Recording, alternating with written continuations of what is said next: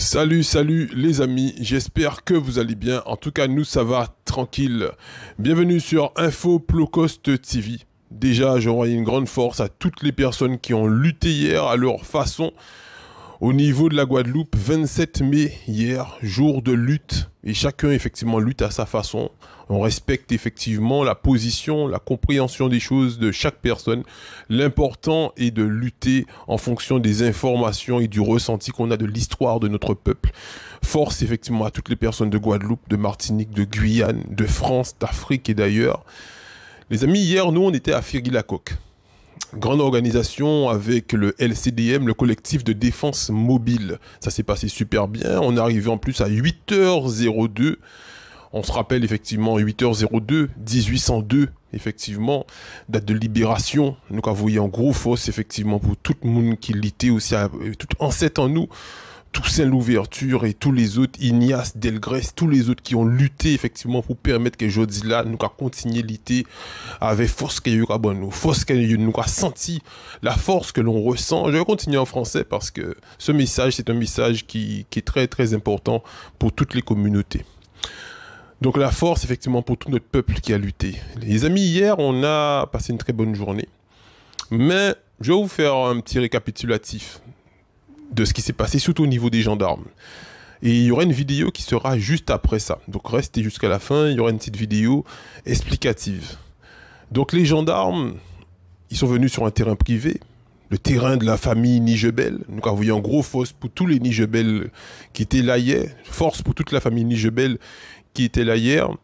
Donc Esther Nijebel qui est en lutte et toute sa famille qui est venue aussi en soutien en ce jour. Ils sont venus une première fois aux alentours de 9h, environ 1 heure après nous. Voilà, il n'y a pas de souci. Chacun dans son rôle. Ils ont été appelés apparemment par le voisinage, je pense. En tout cas, nous, ils nous ont dit oui, mais on a eu les informations comme tout le monde. Donc je pense que c'est peut-être sur les réseaux de Canal 97+. Il a dit, en tout cas, il a eu toutes les informations qu'il fallait pour venir. Donc ils ont regardé nos médias très certainement. Mais s'ils ont regardé toutes les informations, ils ont aussi vu qu'ils étaient sur un terrain privé. Ils ont vu les titres de propriété du voisinage qui disaient que la servitude n'est pas sur le terrain des Nijebel et la servitude est sur la gauche depuis la boîte aux lettres qui est sur le bord de la route. Ce qui veut dire qu'ils sont conscients quand même qu'ils sont sur un terrain privé. Ils viennent quand même, ils entrent, ils pénètrent quand même ce chemin effectivement. Voilà, et ils viennent. Ils s'adressent à nous tranquillement, il n'y a pas de problème, gentiment. Donc même si c'est sur un terrain privé, vous êtes quelqu'un qui protège aussi. Parce que le rôle de gendarme, c'est pas que de faire de la répression, mais c'est aussi de nous mettre en sécurité. Parce que quand on a besoin des gendarmes, on les appelle aussi, on n'a pas de problème avec ça. Donc on se dit, ben ils viennent effectivement prendre des informations, savoir si tout va bien. On est habitué dans la lutte, on discute aux alentours des 9h. Ensuite, ils reviennent encore aux alentours des vers 10h, 11h. Et là, on me dit qu'il y a une voiture de gendarme qui barre la route un peu à l'entrée. Alors, je vais les voir. Je dis, mais monsieur, pourquoi vous barrez le chemin? Parce que vous empêchez aux gens de rentrer. C'est un terrain privé. Ils me disent, non, monsieur Plocost, il n'y a pas de souci. On s'est juste mis un peu de travers sur l'entrée, mais on laisse un passage pour que les gens et les voitures puissent rentrer. Je dis, ok. Donc, je retourne au fond. Dans l'après-midi, ils reviennent une 3e fois, donc ça fait déjà 3 fois qu'ils entrent sur ce terrain privé. Ils entrent, et ce moment-là, il y a du monde, effectivement. On était plus de 200 personnes rassemblées. Et là, ils viennent pour faire la photo de ce mur. Donc, pas comme on a fait, on était en live, donc encore une fois, ça me permet de savoir qu'ils sont en train de suivre les vidéos.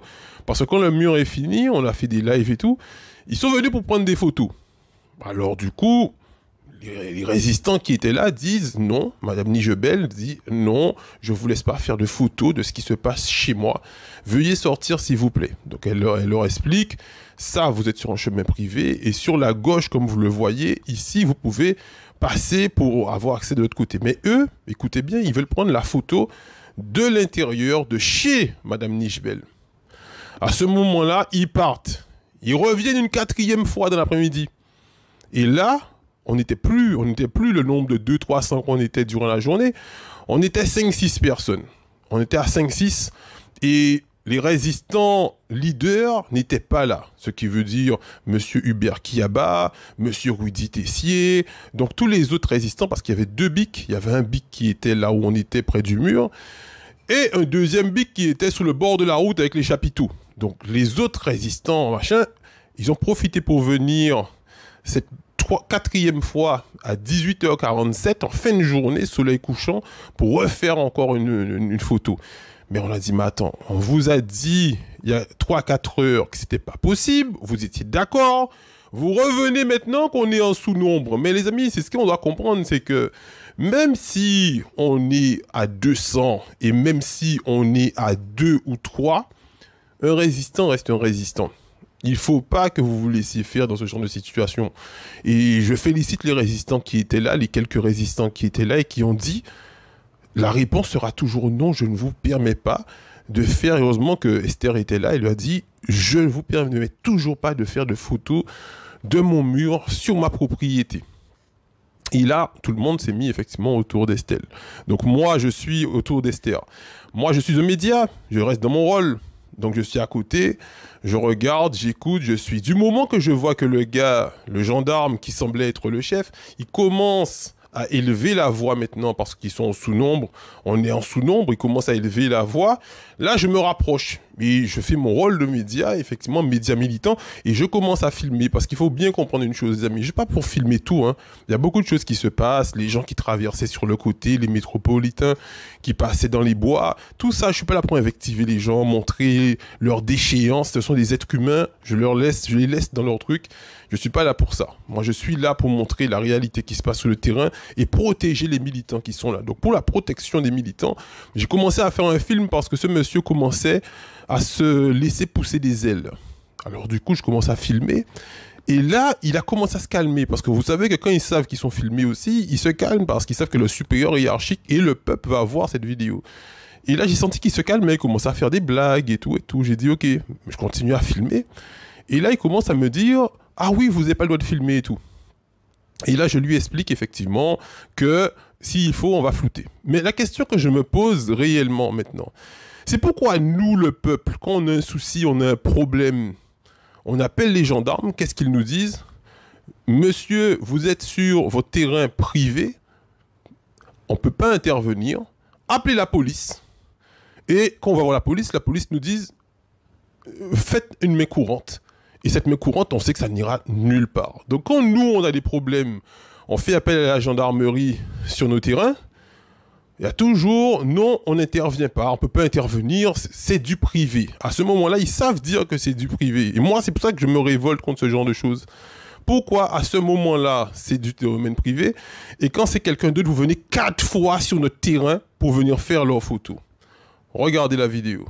Il y a un litige. On n'a pas de litige. Il n'y a pas de litige. Il n'y a pas de litige. Donc il n'y a pas de mouvement ici. Il n'y a pas de personnes qui sont mécontentes. C'est une propriété privée. Vous n'avez pas le droit de me filmer par contre. Ben, on est sur une propriété privée, hein. Ah oui. C'est privé, vous êtes chez nous. Oui, mais la diffusion est interdite. Je peux déposer plainte. Ah oui, ne vous en faites pas. Je vais vous flouter, ne vous en faites pas. Vous n'avez pas appelé, vous n'avez pas filmé. Si vous nous filmiez, quand je vous ai dit ça. Je vous ai dit ça seulement. C'est de Guadeloupe, vous ne venez pas. Quand c'est en Guadeloupe avec un compagnie, vous venez. Qu'est-ce que vous en avez fait? Et restons-nous là, toujours. Oui, Francis. Donc c'est pour ça qu'ils sont restés... Ben voilà les amis, donc ils sont restés jusqu'à cette heure-là. Vous voyez, il fait encore noir, on est toujours sur le terrain. Et ils sont restés toute l'après-midi, ils sont venus une première fois, une deuxième fois, et la troisième fois, ils ont essayé de faire des photos. Madame Nijebel a refusé qu'ils viennent faire des photos de son mur, qu'ils ont pénétré sur cette propriété privée. Et ce soir encore, ils sont restés dehors en attendant pour venir faire une photo de ce mur, de ce fameux mur qui est sur cette propriété. Pourtant, Esther Nijebel a été très calme. Elle lui a expliqué, elle leur a expliqué la situation avec voilà tous les moyens techniques qu'elle dispose. Et pourtant, ils reviennent ce soir, voilà. Alors que dans la journée, ils étaient d'accord de ne pas faire de photos. Ils sont partis et ils reviennent le soir. Voilà, donc heureusement qu'on est resté véatif jusqu'à la tombée du jour. Hein. Donc voilà. Et le mur, ce fameux mur, merci encore aux militants, aux Guadeloupéens qui sont venus cette journée pour faire monter ce mur qui trace la limite du terrain de la famille Nijebel, plus cette barrière, cette clôture qui a été faite en fil. Tout ça a été fait par des Guadeloupéens bénévoles. Regardez, un travail de professionnel, hein, bénévole, mais travail de professionnel.